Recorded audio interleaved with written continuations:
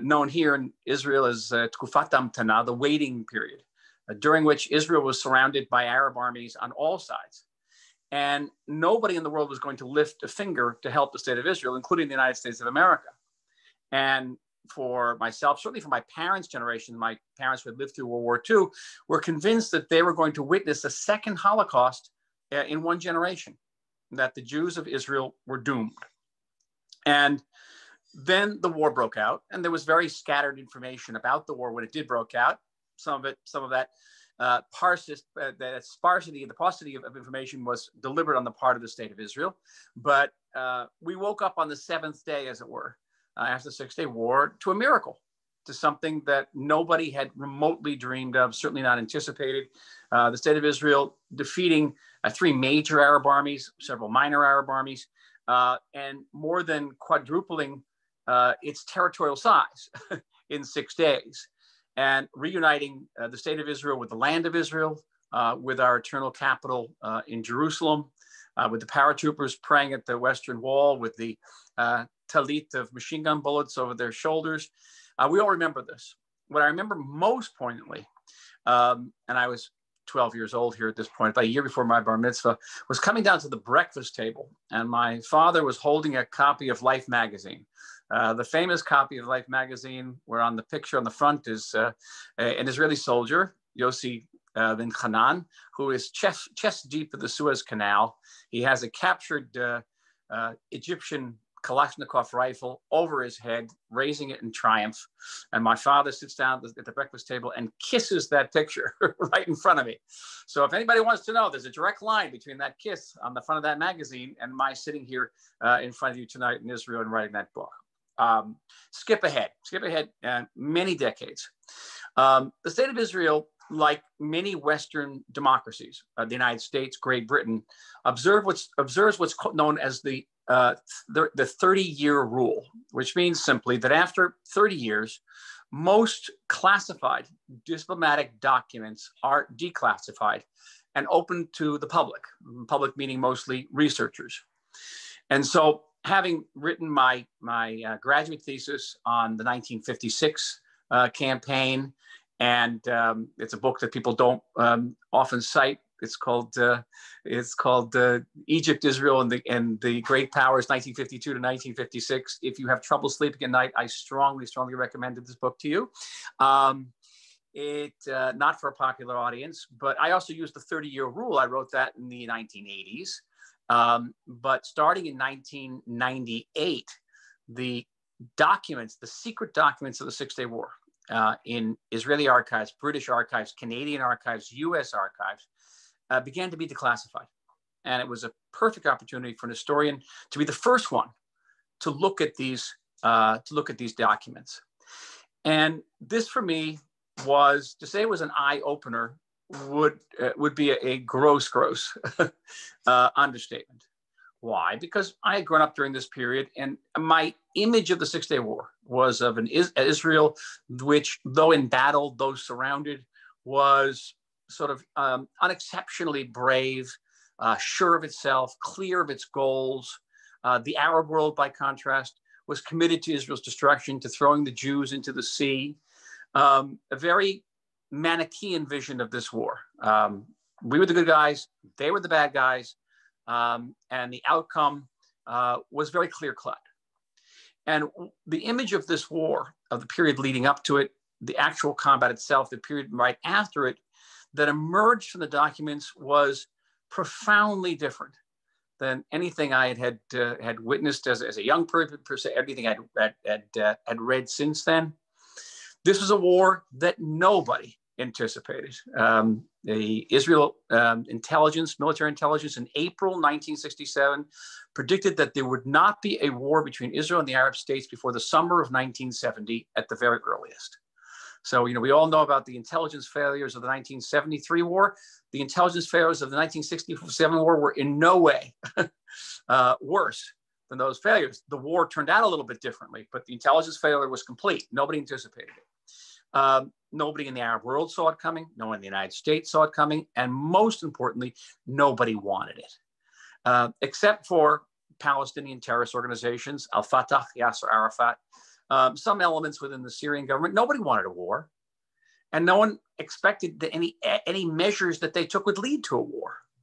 So completely different. And the war itself, the different stages of the war, whether it be on the Jordanian front, the Egyptian front, the Syrian front, were completely unanticipated, and for the most part happened almost by chance, and could have turned out much, much differently without tremendous amount of surprises.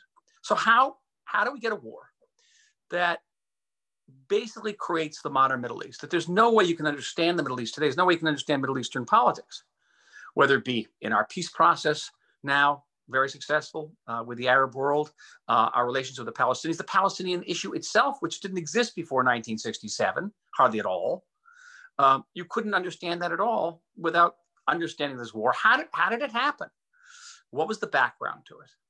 Well, to begin, you have to understand the Middle East in the 1960s. In some ways, fundamentally different than it is today. First of all, the divisions between East and West, between those countries that were allied with the United States in the Cold War and those that were in the sphere of influence of the Soviet Union. And in the prior category, in the first category, it would be Israel, though Israel did not receive a single bullet from the United States. Our arms were all French arms, carry over from the 1956 period. No American weapons. American arms embargo was still very much in place about the state, vis-a-vis the state of Israel, but also Saudi Arabia, the Gulf countries, Jordan were all in the American orbit, within the Soviet orbit, Iraq, Algeria, Egypt, Syria, and others, Yemen. So those two major camps, but there were also divisions within those camps. Clearly, there was a division between Israel, Jordan, and Saudi Arabia, but the Saudis and the Jordanians didn't get along either. They had border skirmishes. And within the Soviet camp, the Egyptians couldn't stand the Syrians, couldn't stand the Iraqis couldn't stand either any of them. Constant friction within each and every group. Within the Arab world, there was a tremendous crisis of legitimacy and credibility. Particularly for those countries that were not traditional monarchies, whose legitimacy was not rooted in Islam, like Egypt, like Syria, like Iraq. These are countries where the military, for the most part, gained control. There were frequent military coups. In Syria, there were about 16 coups over the course of 10 years, and they always started the same way. The tanks would show up outside the presidential palace. The president would be taken off and shot. Another colonel would declare himself the president, and that was Syrian politics pretty much for over a decade. Tremendous instability and lack of credibility, lack of legitimacy, and the only way, virtually the only way, that any of these regimes could establish their legitimacy was by showing that they were anti-Israel, showing that they were anti-Zionist, and they were leading the pan-Arab fight against the Zionist entity, as they called it. And this created friction also between the two countries, between these married countries, because they were all competing with each other who could be the most anti-Israel, and show this and demonstrate it not just by words, but by deeds. So you have the Syrians starting in 1964, trying to divert the Jordan River before it reaches the Israeli border.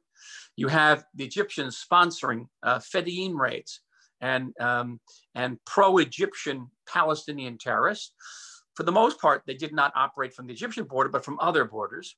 You had the Fedayeen operating within Jordan, sometimes with Syrian backing, sometimes with Iraqi backing. Each Palestinian organization had its different, Arab state patron behind it.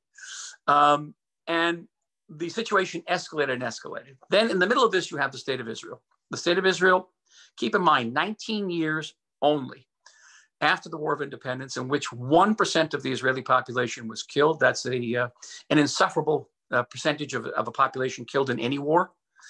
And basically less than a generation after the Shoah, after the Holocaust, where a significant percentage of the Israeli population has lived through the Holocaust.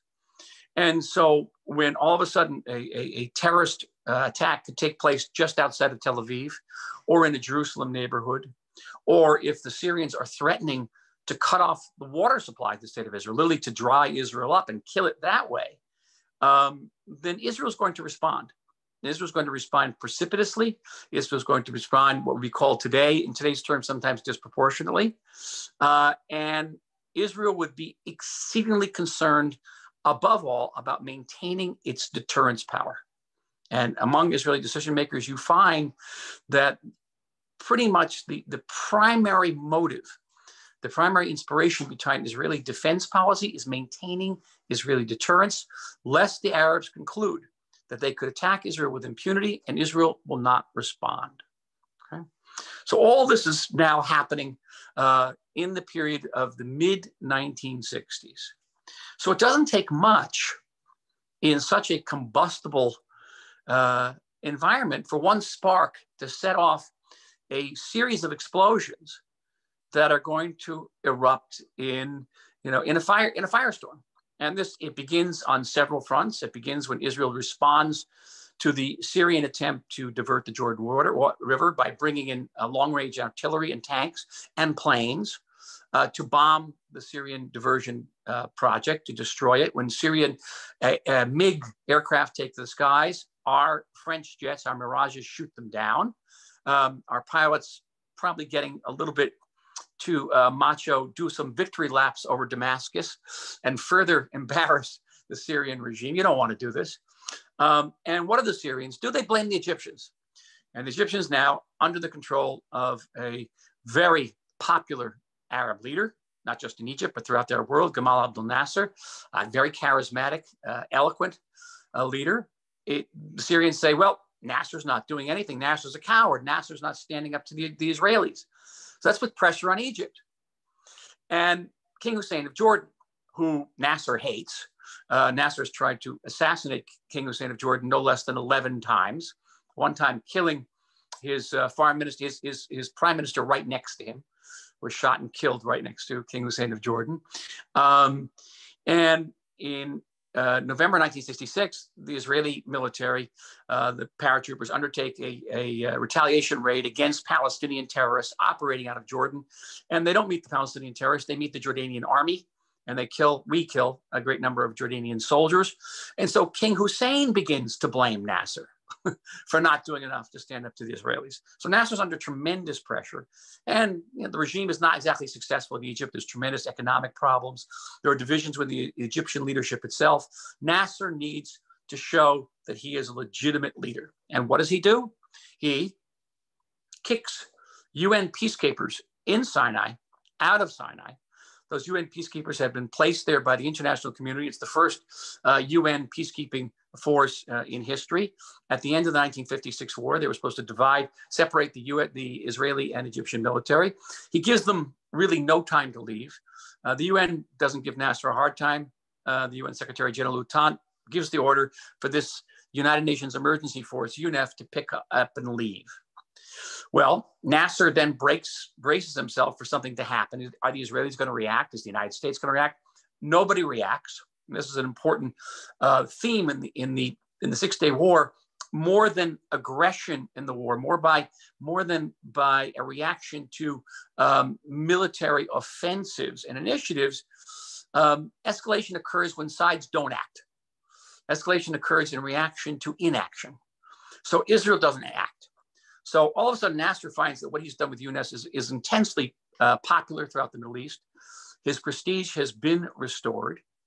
And so he says, well, why don't I ratchet up another notch? Why don't I take my army and move it back into Sinai? I'll remilitarize Sinai. But I'm going to do it in a way, I'm actually going to march this army through downtown Cairo into Sinai, and so let the Israelis know that this is really for show. This isn't really an offensive. Now, Israel didn't see it that way.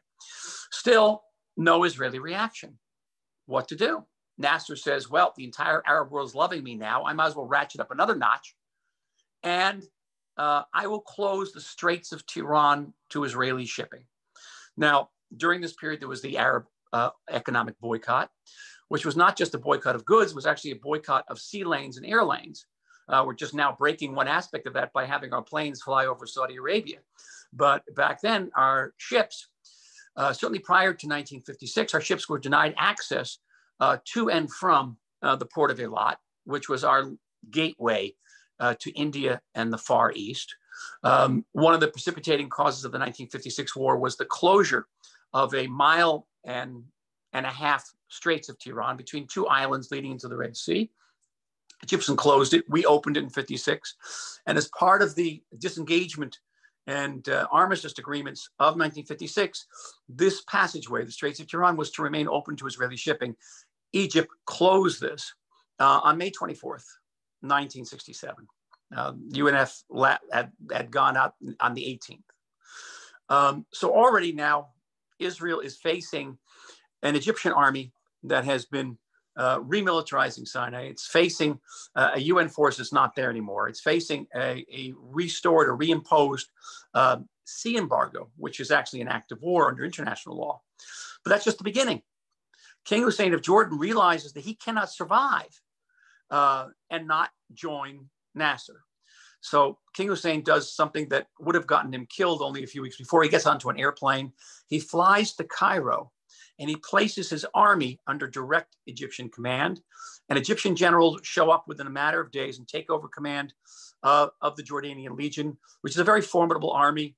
For those of you who know the War of Independence history, know that in every single battle against the Jordanian Legion in 1948, Israel lost. We didn't win a single battle against these guys. Very good British trained army. The Syrians too make a defense pact with Egypt. The Iraqis make a defense pact with Egypt. And before you know it, Israel is surrounded on all sides by gathering armies. And yes, according to their propaganda machines, they want to kick the Jews into the ocean. Now, there begins this period of waiting. And the period of waiting, which Israelis of my generation remember as a deep and enduring trauma, was a period of intense diplomatic activity. The government of Levi Eshkol, and by the way, I had no familiarity with Levi Eshkol before this. He was a very bland, inarticulate figure. Turns out, to my mind, one of the great, perhaps even the greatest Israeli prime minister of all time. Behind the scenes, worked to gain international support for Israel's position, particularly for the United States. He was determined not to act militarily without American backing. He, like many other Israeli leaders of his generation, had a scar from 1956, where Israel went to war against Egypt without American backing, and America came down like a ton of bricks in Israel. The government of Eisenhower and John Foster Dulles. So, tremendous amount of capital was spent in trying to ascertain what would be the position of the Lyndon Johnson administration should Israel decide to launch a preemptive strike. But meanwhile, while this is going on, Israel is facing internal political turmoil. Protests by mothers. You know, we're those of us remember this, the Lebanon period. Remember the four mothers and how mothers would protest against Israeli policy toward the war. In 1967, Israeli mothers were protesting because Israel wasn't going to war, and because their husbands and sons and brothers had been called up to Miluim and weren't at home, and they were worried. So protests outside the prime minister's government, outside the prime minister's house, tremendous pressure on the government to create a national unity government with Menachem Begin and Gahal, and tremendous pressure to bring Moshe Dayan in as a defense minister. And none of these people actually got along with each other, particularly Dayan, a very complex and I think impenetrable figure. I would never attempt to write a biography of Moshe Dayan, impermeable. And all this is occurring in the last week of May, the first week of June, 1967. So there's turmoil everywhere. And Abi Ibn, the foreign minister, is sent on a trip around the world to meet with de Gaulle, the president of France, to see whether France will back Egypt. And de Gaulle tells him unequivocally that 1967 is not 1957, 1957, 1967. Israel's on its own.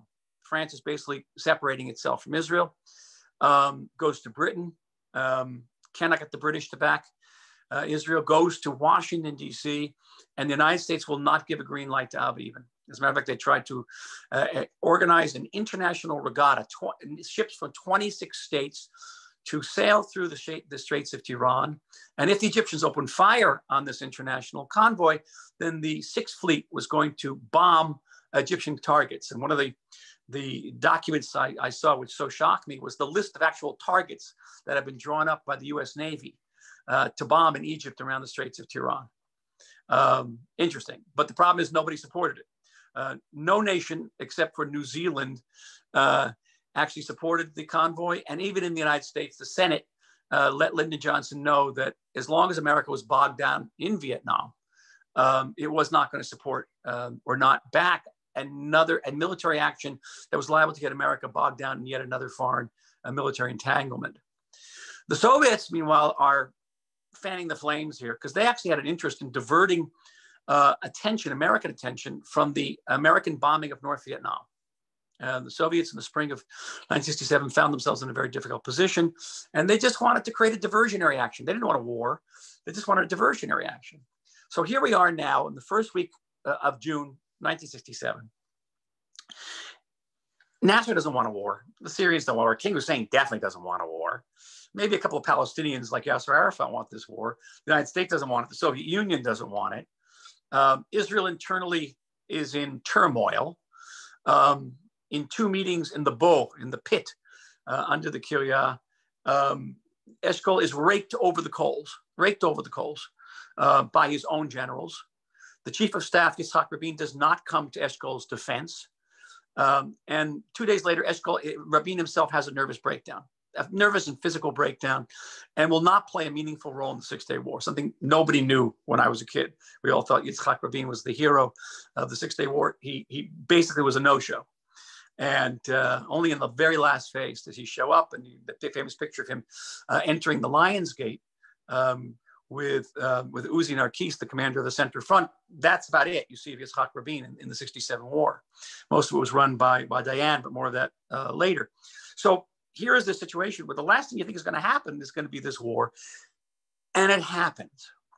It happens for several factors. One is, again, within the Israeli decision-making echelon, the fear that if Israel does not act, it will lose its deterrence power.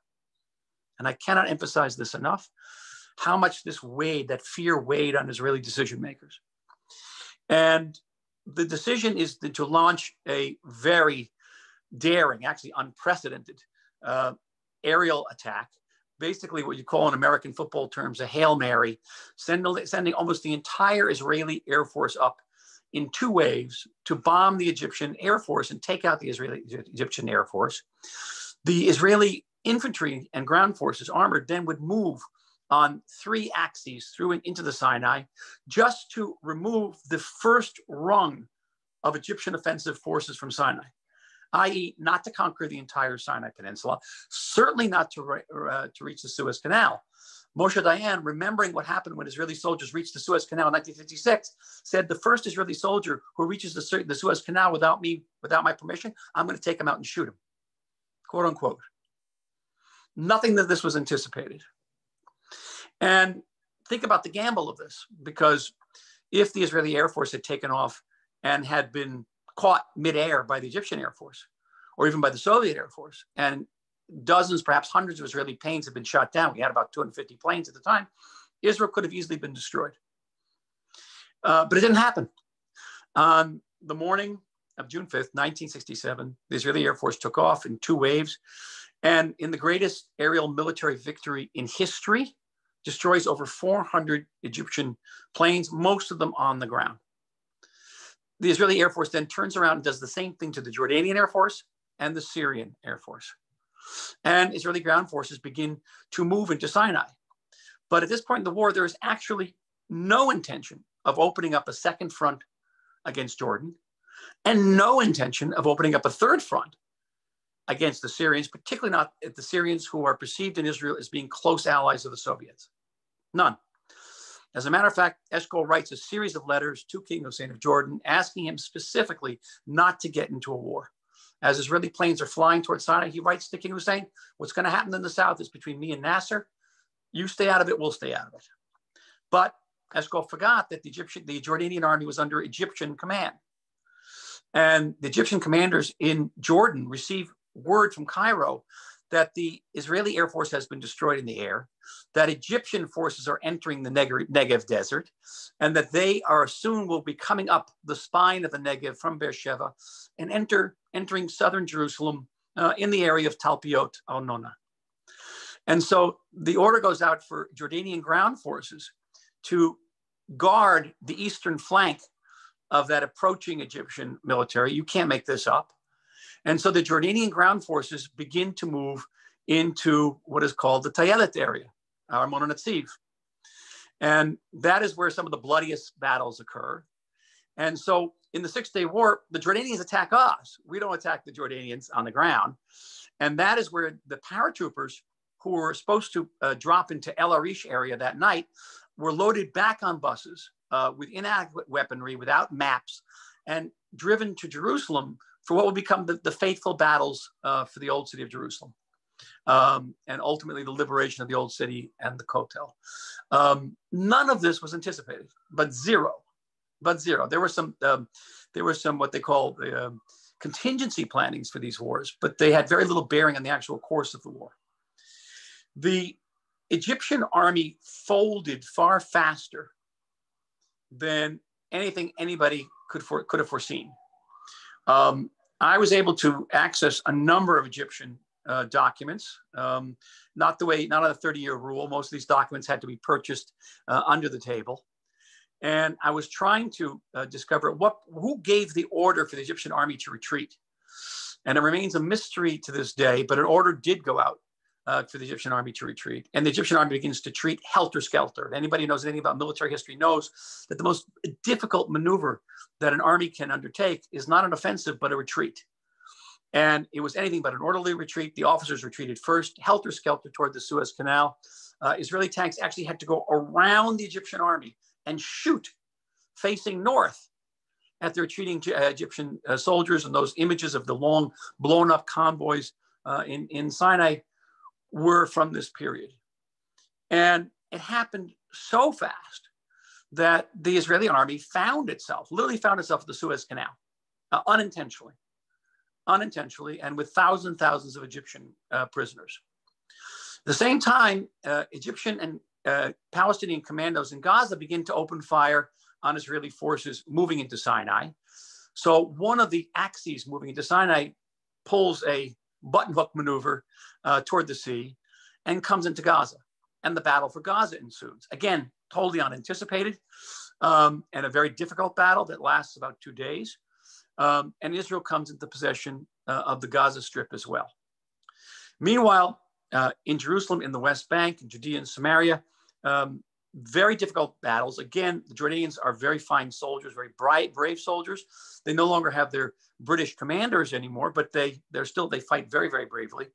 And Israel faces pitched battles.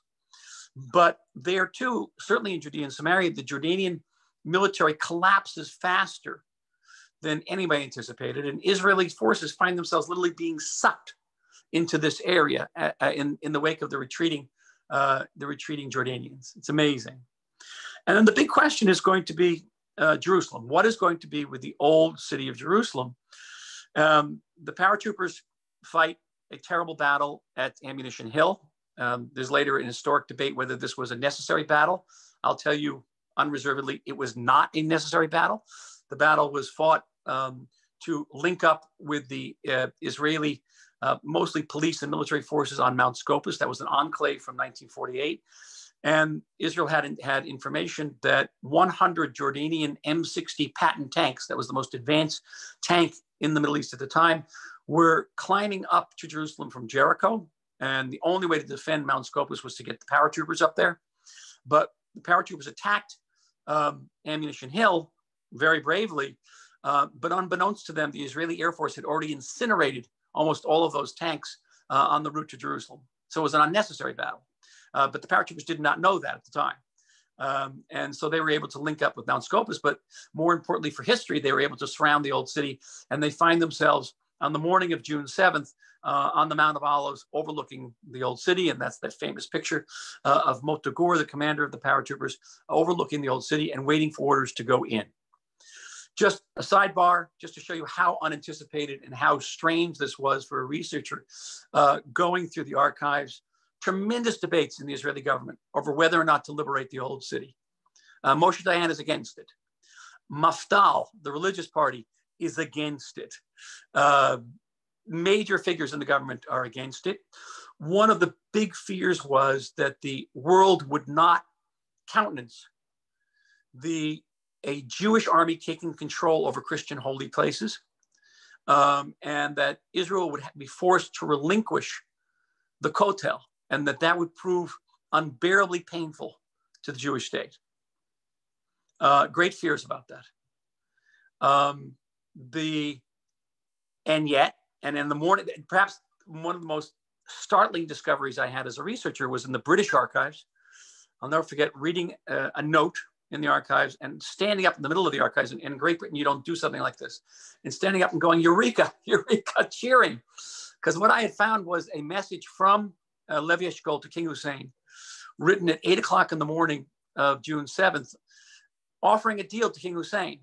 If the Jordanians will accept unconditionally a ceasefire, if they will evict the Egyptian officers from their military, from the country, if they will enter into a peace process with Israel, Israel will not send its forces into the old city of Jerusalem. So here the Jewish people have waited 2,000 years to liberate the Kotel, and the prime minister of Israel is willing to forego that historic opportunity for the possibility of a peace process with one Arab country. And that letter went out at 8 in the morning, didn't get an answer. King Hussein never responded to it.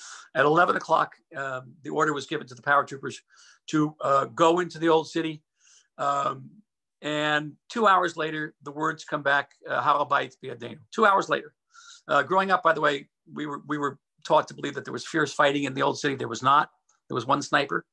And one Israeli was killed by that sniper. Just another interesting story. Many of you are familiar with that iconic picture of Rabin walking with his helmet, with Uzi and Arkis into the old city with Moshe Dayan. The story is this. Eshkol called Dayan's office. He wanted to go down with him to the Kotel to shake the hands of the paratroopers. And Dayan's office responded, no, it's too dangerous. There's shooting all over the place. You can't go down there. While Dayan's office was telling Eshkol this, Dayan was going down to the Kotel with his photographer. And they get that picture walking into the old city.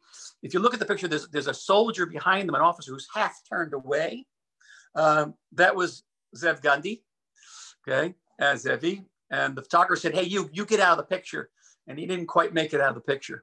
I interviewed Gandhi about 2 weeks before his assassination, and he told me that story, quite a story. So now on the Egyptian front, on the Jordanian front, Israeli forces find themselves in places they never expected to be. And what remains is the Syrian front. And here is where that rule, where inaction breeds action more than action breeds action, because I was able to obtain the Syrian war records. I'm not going to tell you how I obtained them. They cost $300. And what you got from these records was what the war looked like from atop the Golan Heights, the Syrian Golan Heights. Now, when Israel opened its front against Jordan and Egypt, the Syrian artillery began to shell. Tens of thousands of shells were fired at our settlements, our farms in the Galilee Panhandle. And Israel fired back, but not massively. And the Syrian command concluded that because Israel was not firing back massively, that they could escalate, and they could escalate, with impunity. And so more shells fell, and more shells fell. And as the Egyptian and Jordanian fronts began to stabilize, that the question arose whether Israel should get rid of this terrible threat known as the Syrian Golan Heights. And on the morning of June 8th, the Israeli government voted unanimously, I stress unanimously, not to open an additional front against the Golan Heights. Zero.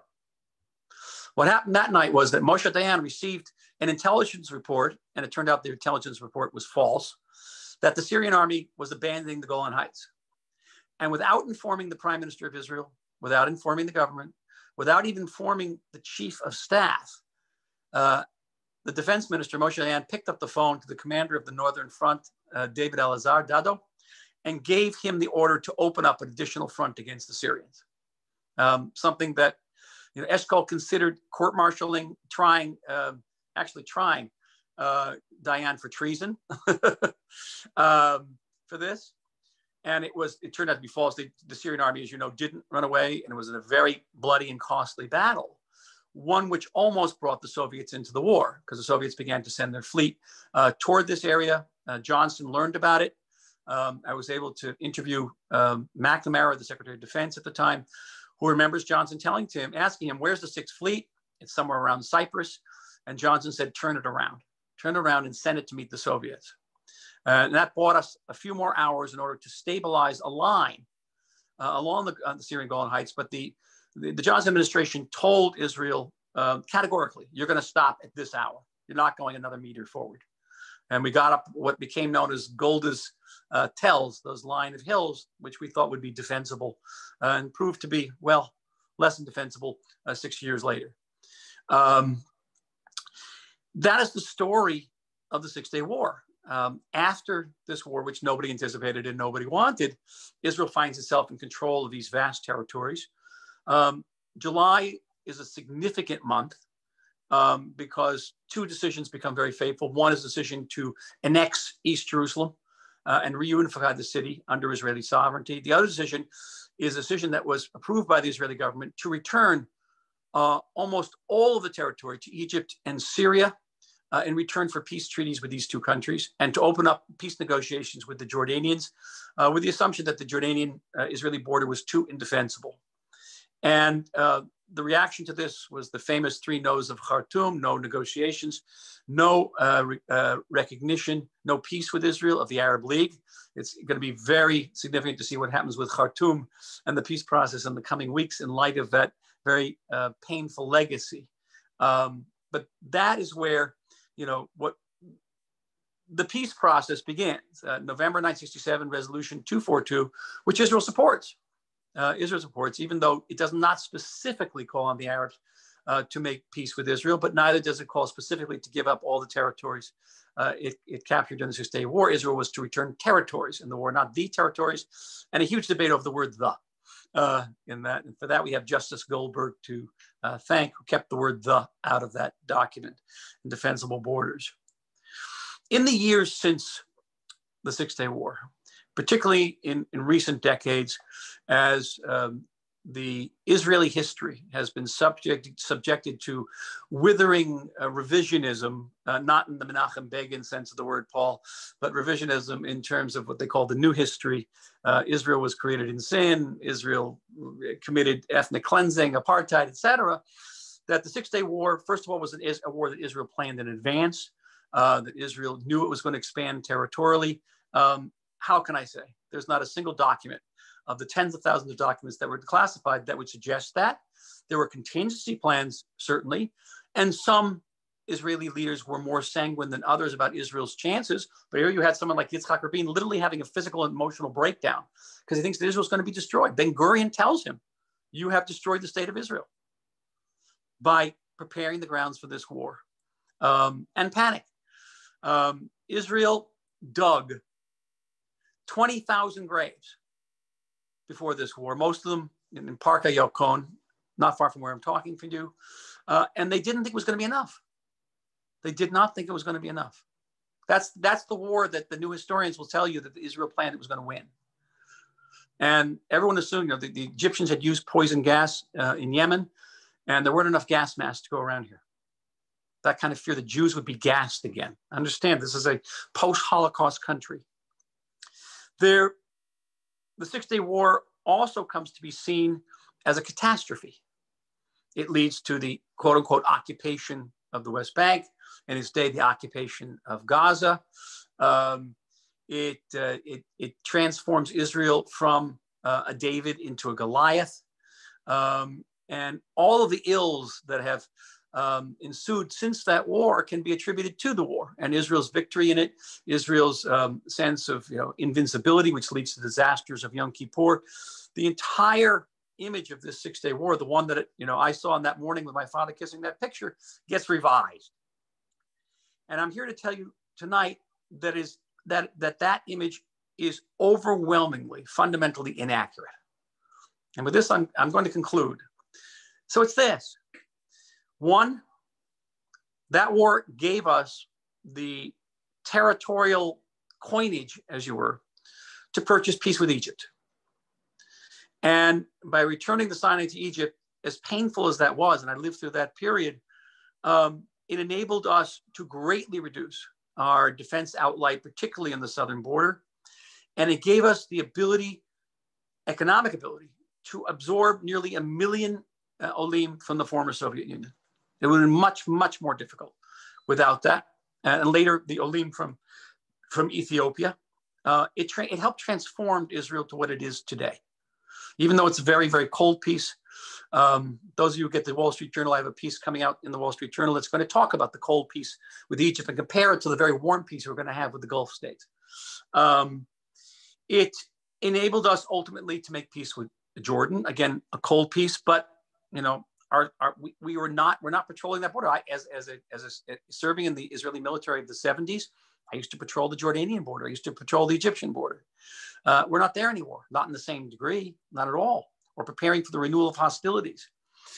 The war gave us the strategic alliance with the United States of America.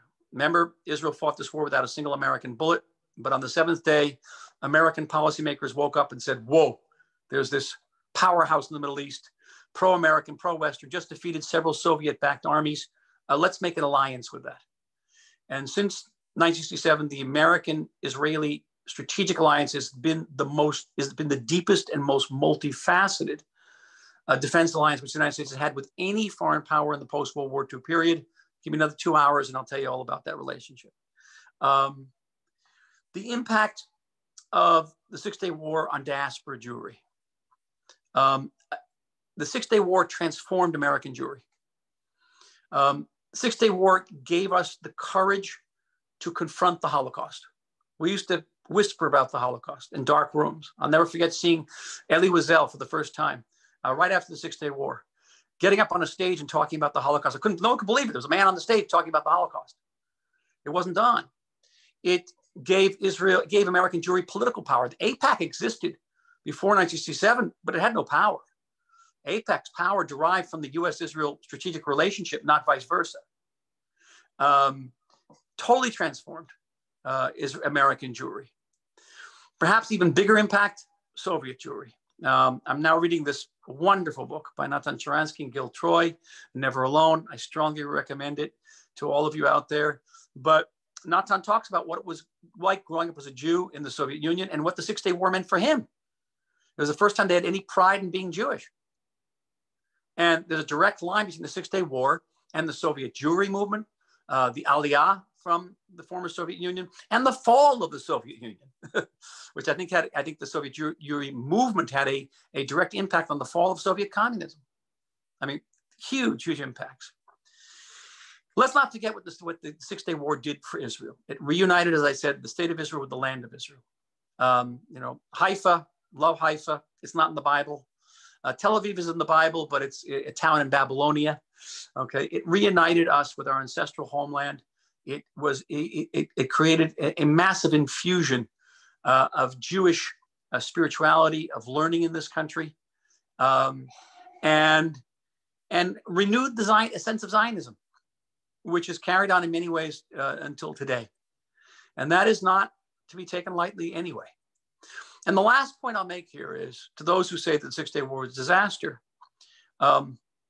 is that one of the great beneficiaries of the war were the Palestinians, because no one talked about the Palestinians before that.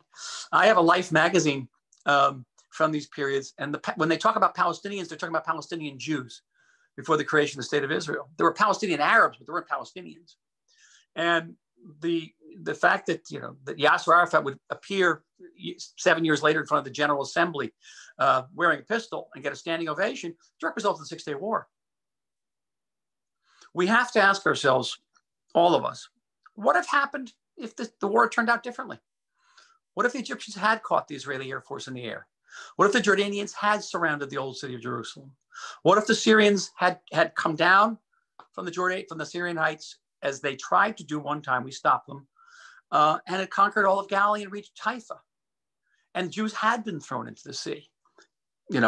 Golly, would the Six-Day War have been a worse catastrophe? We have to ask ourselves that. The Six-Day War remains one of the most dramatic events in all of history, certainly of all modern history, and one of the most extraordinary miracles, I would say, in Jewish history. And it's important that we revisit it, that we study it, and learn about it the way it really was and not as it exists in myth. Questions? Thank you. Thank you very much, Ambassador Oren. That was wonderful. There were a lot of comment. I should tell you that there are a number of both American. Sorry. Go ahead. Yes. No, there are a number of both American and former Soviet Union participants who are very much endorsing everything you said about what the Six-Day War meant for them growing up and what it meant for them in terms of renewal of Jewish pride. And one gentleman said that it saves Soviet Jewry from assimilation. No question about it. No question about it. Which is a quite extraordinary thing. I want to put, there's a couple of questions which are somewhat connected, which I want to put to you. One of them relates specifically to the gentleman who, in your account already, is something of a Lawrence himself, Moshe Dayan. And the question was, it said that Moshe Dayan, how was he able to give up control of the Temple Mount and Hebron without a government decision, vote, or agreement?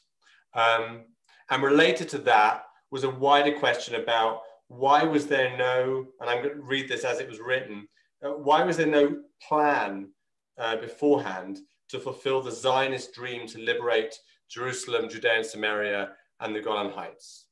Well, there was no Zionist plan. There were contingency plans, what they call in Hebrew, Tochniot Megira, for Tzahal and for the IDF. And that, every army draws up contingency plans.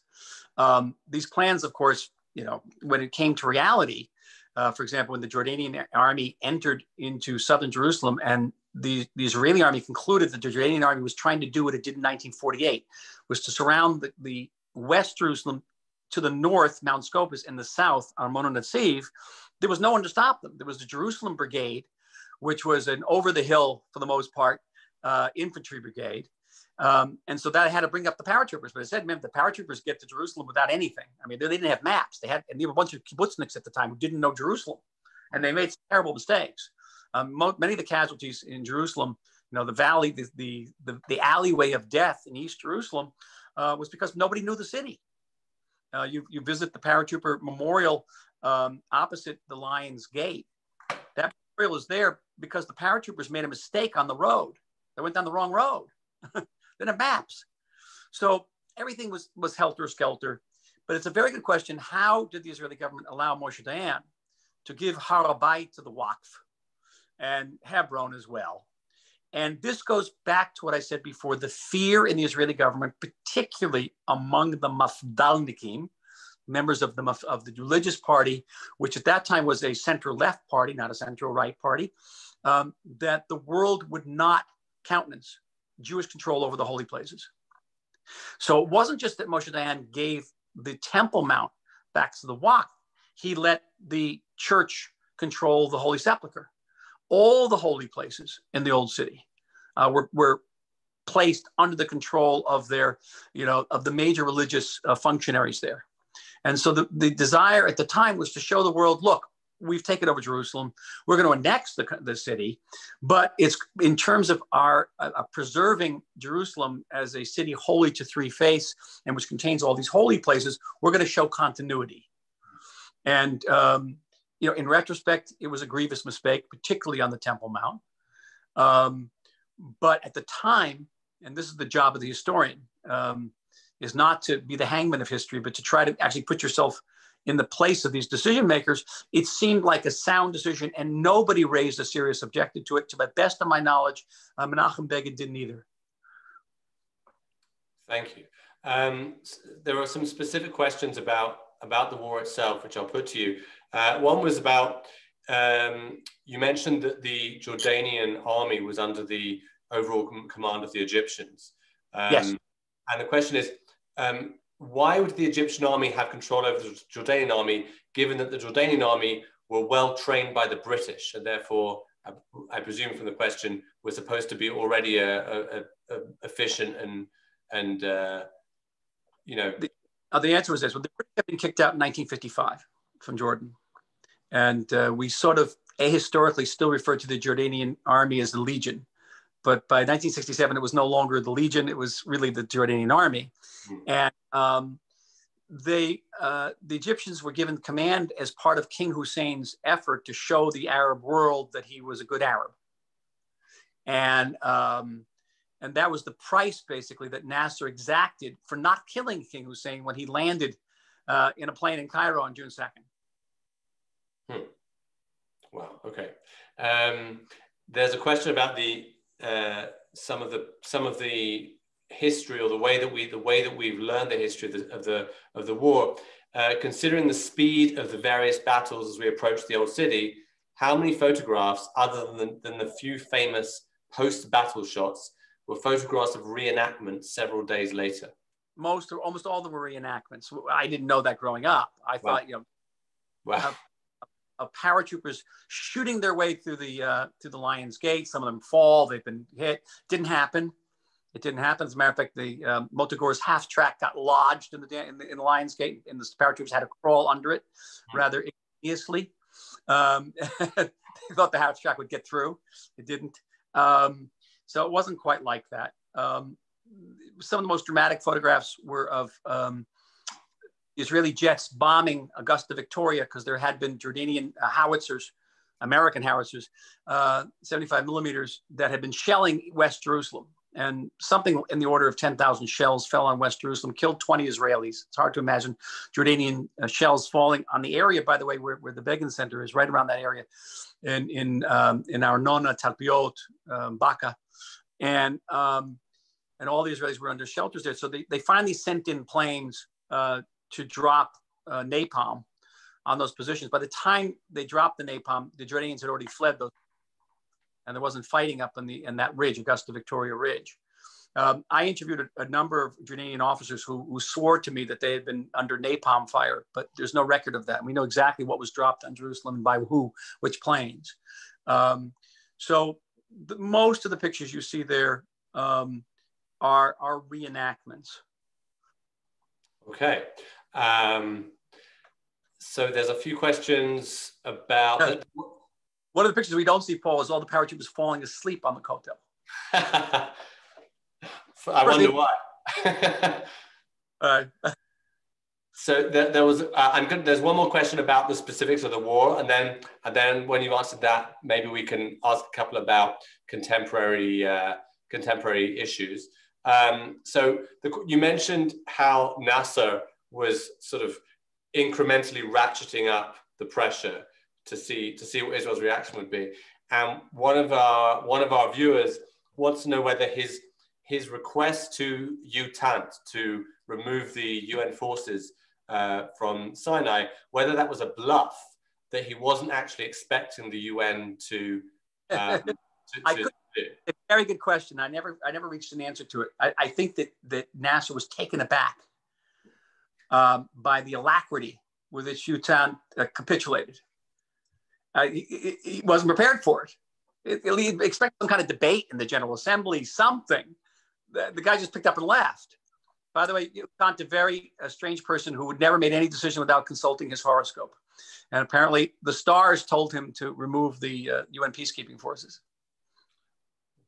Maybe that explains future weird UN decisions as well. So I've lived through enough diplomacy where people are always have been suggesting, including the previous administration of the United States, that the UN peacekeepers be deployed in the West Bank.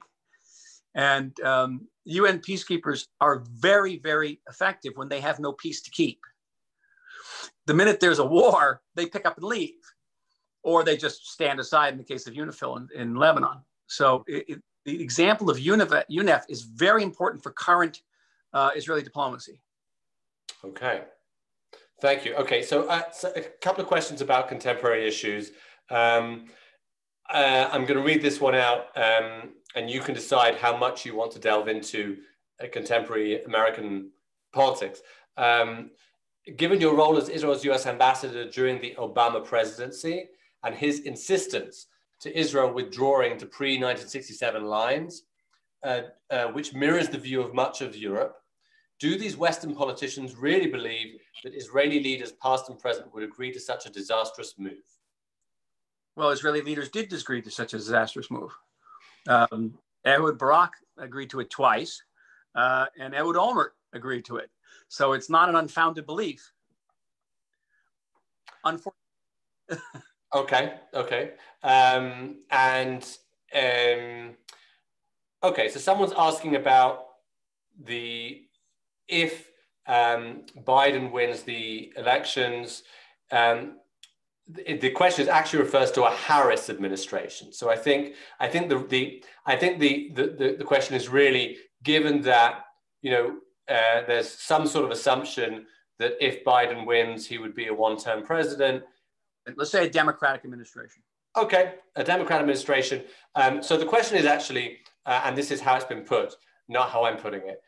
Can Israel survive a Democrat administration? Oh, Israel can survive many things. Believe me. I'm worried about Israel right now with Corona. That's enough on our minds right now. Israel has survived far, far more difficult things. We survived what I regard after the Yom Kippur War in the 1948 war, the greatest threat to this country was the Second Intifada, which almost killed us, almost won. The Palestinians came very close. The administration, if a Democratic victory in November will pose serious challenges to the state of Israel. And what I'm saying now is not analysis. I'm basing on what the candidates have said. And they've said two things. One is that they will restore to a large extent the previous administration's policies toward the Palestinians, which means, among other things, jettisoning the Trump peace plan, going back to the Obama-Clinton parameters, which are based on the 67 borders with a Palestinian capital in East Jerusalem. They will reopen the Palestinian embassy in Washington. They'll restore aid to many Palestinian agencies, such as UNRWA. They will restore the American consulate in East Jerusalem as a de facto embassy to the Palestinians, not under the control of the embassy in Jerusalem, the American embassy in Jerusalem. They will not move the embassy back to Tel Aviv. Biden has been clear about that, but I don't know how much authority that embassy is going to have. And again, the same position about on settlement building, on building in East Jerusalem. We're going to go back to that. Maybe not as forcibly as under Obama, because it was deeply ideological with him. But and the United States is going to have other issues to deal with, irrespective of who becomes president. The biggest difference, the biggest strategic difference, is the stated commitment of both the former vice president and of Senator Harris to restore the Iranian nuclear deal. And that deal is a strategic threat to this country. I've spent most of my time in Washington fighting it. I've spent some of my time since being in Washington fighting it. And I could spend an hour and a half just going on to tell you just how bad this deal is. But it will lead to a nuclear armed Iran. It will lead to war. And I will do my utmost. And I think I maintain very good contacts with certainly even some advisors on Biden's step to convince them not to do this, that this would be a disastrous step. Okay, thank you. So maybe we'll conclude with a couple of questions about the recent peace agreements. So one question is about whether you think that that normalization with the UAE and Bahrain will be followed with normalization with other Arab states, and if this will isolate the Palestinians and persuade them to accept the Trump deal, the Trump plan. Apropos of the last question, I should add that I know Joe Biden well. I know Kamala Harris fairly well. They are both pro-Israel. And they're deeply committed to our security and the alliance. We have policy differences with them. That's it. The answer to that question is yes. I've written extensively about this. Again, tomorrow in the Wall Street Journal, you'll see it again, and saying that these agreements are a stunning breakthrough. To my mind, in certain ways, more significant than the Egyptian and Jordanian treaties. The article, I don't want to upstage myself, but the article tomorrow talks about the fact that, while progressive critics of these agreements have said, well, they're not real peace agreements, they're only normalization agreements. They don't understand that normalization is worth 10 times what peace is. We have peace with Jordan and Egypt, we don't have normalization. And with these countries, with the Gulf, with Bahrain and UAE, we're starting off with normalization.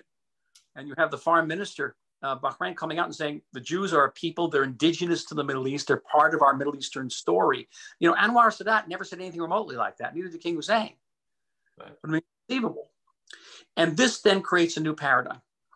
This creates a new precedent. And every future agreement between Israel and an Arab country will look like these agreements and not like the previous two. That's just the beginning. That's how stunning this agreement is. And I think that a tremendous debt is owed to everyone who was involved in this. And I think we'll get by this Corona thing. We're going to be looking at a very different future for the state of Israel. That is a wonderfully optimistic note to end on. So I want to thank you, Ambassador Oren, very much for your time. It was a brilliant, enlightening lecture, and thank you for taking the questions as well. So I want to thank, there's some thumbs ups and applause from the people that you can't hear. And thank you everyone for participating. I hope you'll continue for the rest of this series and other things that we're doing. Next Wednesday, we're 10 years further on from the Six-Day War to 1977, looking at the Mahapach, the change in the Israeli politics with the election of Menachem Begin and what that meant for Israel specifically in terms of the Israeli economy and society in Israel. And we're looking further ahead to some other great lectures after that. So you can email me, paulg@begincenter.org.il. You can go to our Facebook page and our website for information, and you'll get all the details for next Wednesday's lecture. So thank you, everyone. Have a great evening. Gemar Chatima Tova, Shana Tova. And yeah, I hope this next year is considerably more healthy than the last year has been for all of us. Okay, bye-bye.